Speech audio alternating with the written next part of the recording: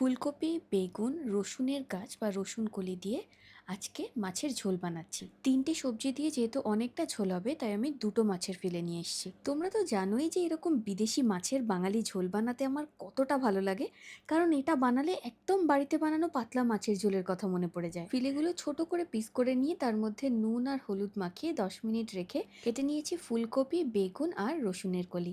একটা বাটিতে হলুদ গুঁড়ো, লঙ্কা গুঁড়ো, জিরে গুঁড়ো, নুন, আদা বাটা আর কাঁচা লঙ্কা একটু জল দিয়ে গুলে রেখে কড়ায় অল্প সর্ষের তেল গরম করে নুন হলুদ মাখিয়ে রাখা সামন মাছের ২ পিঠ হালকা করে ভেজে তুলে রাখবো।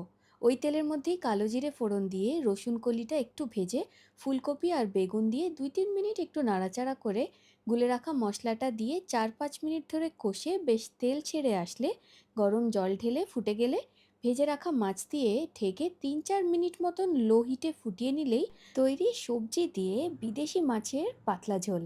গরম ভাতের সাথে বাড়িতে বানানো মাছের পাতলা ঝোল খেতে কে না ভালোবাসে।